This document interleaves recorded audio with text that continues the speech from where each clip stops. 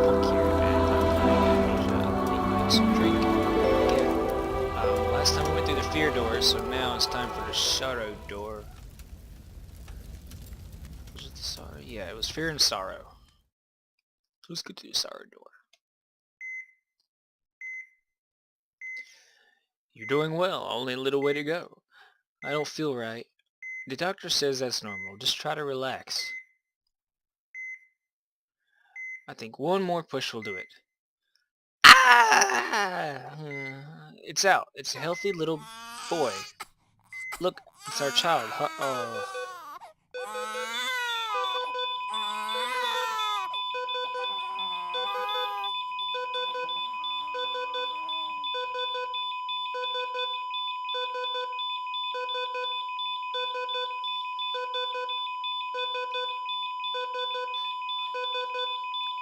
I didn't want to read that. It's sad because my girlfriend's pregnant at the moment, and it's actually one of my biggest fears is something like that happens, or the baby's born stillborn, so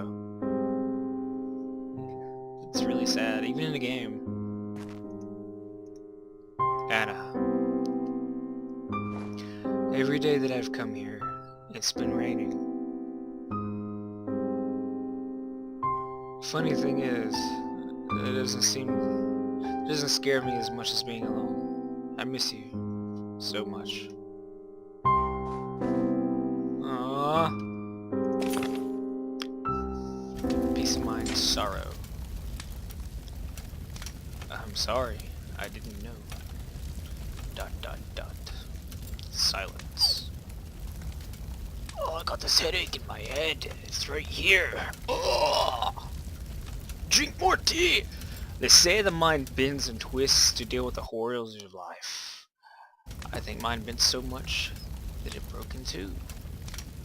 I'd say that was the worst of it is over. I'm not so sure that demons are becoming agitated. No area of your mind may be safe now. Well, that's just ducky. I should guess hurry. Oh no! I botched it! Alright, we got two doors, a green and a blue one. Selfishness. Knowledge. Let's go with selfishness, because I like green. We'll go to the green first.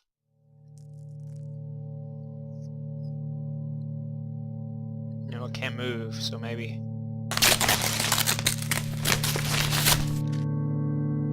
Oh, he's tearing stuff up.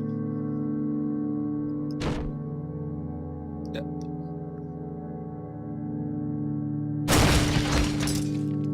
He's really tearing stuff up. I mean, I don't blame him. Wait, if this is Michael, we're playing as Michael, why is Michael like tearing stuff up? Okay. Or maybe we're turning in... I just don't know what to do. I'm at my wit's end. Caring for a child on your own is difficult, and you're in mourning on top of that. It's understandable. I'm sorry, son. We'll make sure he gets a good home. Will you bet? Ooh, you know what would be really freaking awesome? I'd rather not talk about that memory. Is if Michael was actually Vincent's son. That would be cool. I don't think that's gonna happen, but that would be awesome. Okay, let's go in. Let's acknowledge. Go into the blue door since that was so small. Small little chapter. Ooh, we are in a library.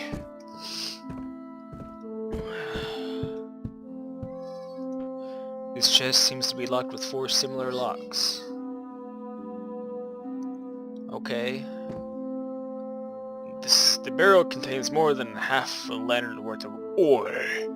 Well, I need some oil, so I'll get some oil.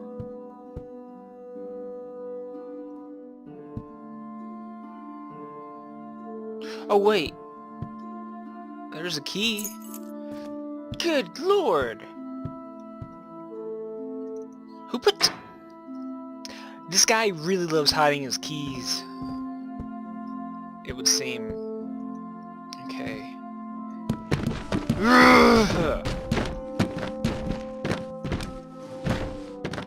We're gonna tear up the shelf. I don't think there's gonna be anything on this one. Oh, that doesn't look like a wall.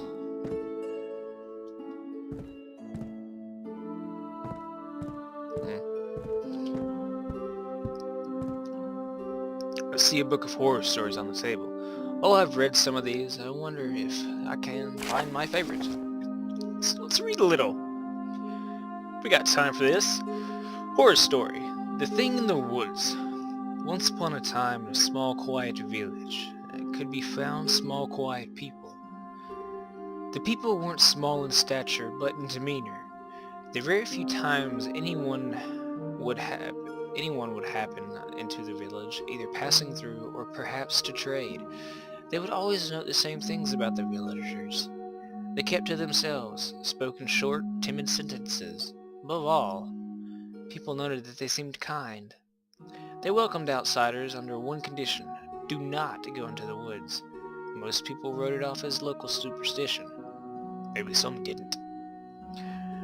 This was until one day when a young man came to the village. He was a charismatic man that everyone took to. Unfortunately, he was also very brash and ignored the warnings about the forest. He entered the place against the warnings of the local blacksmith, the oldest man in the village, and also the only one old enough to remember what happened the last time someone entered those evil woods. He told the young man that an evil lurked deep in there that would possess and corrupt even the purest of souls. I was close, turning him against his fellow man. The boy laughed it off and left to see what wonders the forest may hold. He did not return for 3 nights, during which the blacksmith barricaded his door from the inside and urged the townsfolk to do the same. Unfortunately, time had faded hard facts into passing knowledge, then into whispered rumors, and finally into half-believed superstitions. The townsfolk worried about the young man, but particularly out of fear, and mostly out of disbelief in their very own superstitions. They ignored the blacksmith's warnings. The 3rd night came, and with it, evil. The blacksmith stayed in his workshop, barricaded and terrified, and listening as something entered the quiet village and slaughtered everyone within. Then there came a banging at his door. Though he knew it would take more than a man or even a beast to break down his door, he was still afraid, until daybreak finally came, and with it, the banging stopped. The unfortunate young man, possessed by a great evil, had left the village. However, they say that if you go to that village at night and listen closely, you can still hear him searching for his final victim, screaming madly. Okay, I'll give this a try. Where's the blacksmith? Where's the blacksmith? Okay, I'm not as awesome as Mark, but that was clearly a reference to Markiplier. And if you don't know who that is, go check it out.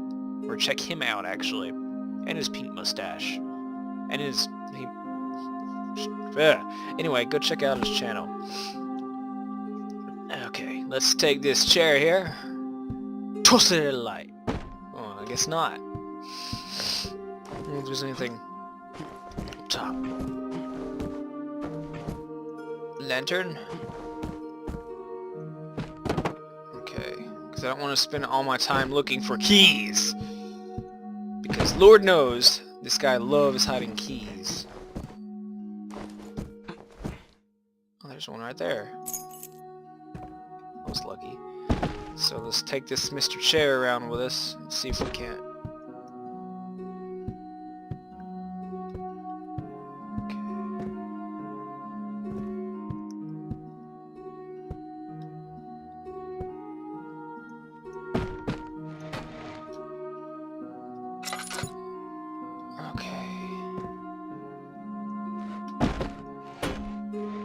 Under, I don't even know why I'm moving my head. Like, that's gonna help. This is the bob and weave in my head. Maybe that'll make something. There's nothing behind there. I don't even know why I'm doing that.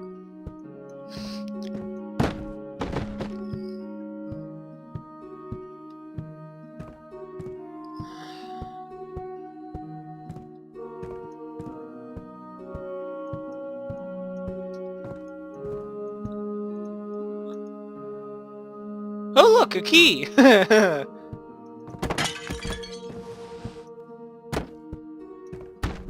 just wanted to... That was weird. Okay. Let's see if I can find that last key. Oh wait. Ah. Well, that didn't take as long as I thought it would. Mostly because I looked in places most people wouldn't. I'm just glad he didn't hide it behind one of these books. That would have been horrible. I would have torn down half the library trying to do that. That's insane. And the only person I've watched actually play this so far, since I started uploading, is Mark. But Mark has... He just got to Knowledge and Sorrow as of today. So... Oh, come on. Don't tell me you're locked again! Oh, fuck! Okay, that was weird. I heard something sliding. Strange note. Amongst the piles of seemingly meaningless ramblings, you come across a curious line. Shield, shield, bird, bird.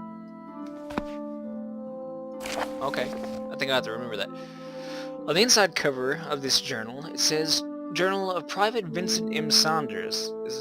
A particular entry catches your eye. I had the strangest experience. We stopped off in a small village to resupply before heading out in the morning. The locals were surprisingly friendly. After dinner, we were invited to what I can only assume as a party of some sort. Most of the men declined, saying the typical macho shit designed to hide how scared they were to try new things. During the party, a pipe was passed around. I didn't find out until later that it contained a local plant called the Hachimara. One of the soldiers that came with me speaks the local dialect, from what he could gather. The plant contains properties that allow a person to transcend their physical form and traverse the plane between life and death. Wouldn't want to do that if that were me. Hey, whatever. They want to believe, it's fine with me. All I know is it gave me one hell of a trip. If it wasn't for that damn bag if it wasn't for the damn bag inspections the sergeant does every morning, I'd take some home with me. Hell, I might risk it anyway. There you go, Vincent. Be a man! Or stupidly brave.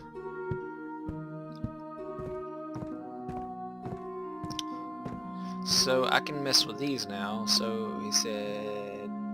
Bird, shield, bird. Bird, shield, bird, shield.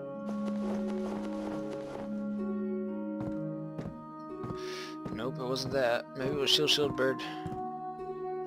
Shield, shield, bird, shield, bird, bird. There!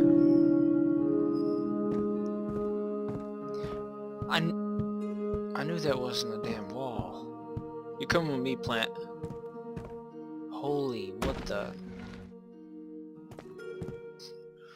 Who?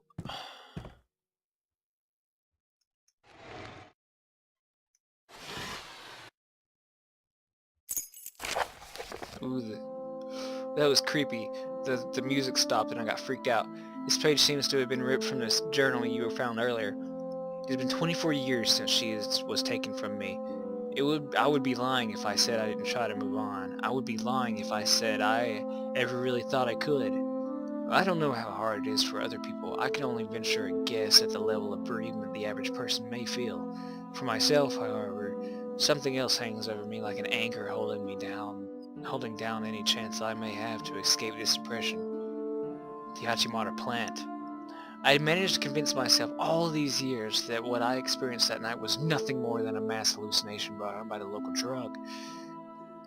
That the story traditions the locals claimed to have carried for an inordinate amount of years and an amount that made no sense given modern texts on the history of the region, were nothing more than the driveling folklore of a backwards community. The more I think back, the more I want to believe. I have chartered a flight to that region. I will gather as much of the plant as I can. It shouldn't be difficult, as the stuff grows all over the region like wildfire. Once I have returned, I can begin work on extracting the plant into a more concentrated form. I hold the tickets in one hand as I write this. For the first time since I made my decision, I find myself questioning my sanity. Perhaps I am mad, a lunatic so grief-stricken that he is willing to do anything to be reunited with a loved one. I will leave the psychiatric evaluation to whomever someday discovers my journal, probably along with my twitching, drooling body. Besides, what else do I have to lose? Anna was stolen from me, and I abandoned my son ago in a fit of selfish rage. Anytime I've ever thought of trying to track him down, I've only managed to remind myself how unfit I would be as a father. The handwriting on the rest of the page seems jagged and rushed. I've made up my mind. The alcohol helped in that regard. I will leave tomorrow. It's raining again. I'm starting to think that the previous owner was Vincent. Or that Vincent was the previous owner, and the previous owner... Doug, you get the idea. Maybe don't.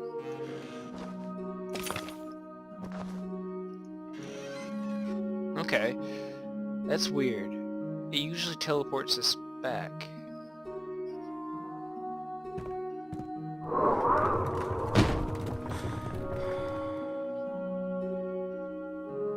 I'm not going that way. Holy fuck. Okay then. So the plant turned out to be legit. Yes, it succeeded in taking me to the other side like I intended. Then that's what I drank. Wait. Why are you being attacked if this is just the afterlife? Are we in hell? No. A place much worse. The plant has never meant for this... life in hell, heaven and hell. So, great. I just wanted some vintage wine and I got sucked into... Where we're going, we don't need eyes to see. Event Horizon. Ooh, that's a really good movie. I believe I'm starting to piece together what happened here. You used a mystical plant distilled to a more concentrated form to have an out-of-body experience, but it was far too successful. I never dreamed that such horrors lurked in this world. Oh. Okay. Ooh, we got purple and red. Where's this one go? Confusion. And anger. Okay, I will save these for next time, I guess. But for right now, I'm going to go. Alright. Oh, two things before I go. Check out Markiplier's channel. And the second, go check out Event Horizon on Netflix. It's a really interesting movie. It takes place in space, future, all that, yada yada yada. Anyway, Event Horizon is a ship. Ship jumps forward into the future or into a parallel universe, gets trapped in between two parallels, and the parallel in between the two parallels ends up being someplace worse than hell. So, and then everything gets weird from there. Go check it out. Really good movie. It's called Event Horizon. Go check it out. Stop watching this. Go check out the movie and Markiplier's channel because he's got a pink mustache. I got a mustache and a beard, but I have a pink mustache. I want a pink mustache. Okay, see you guys later. I'm hitting it. Just stay there. Stay there. Stay there.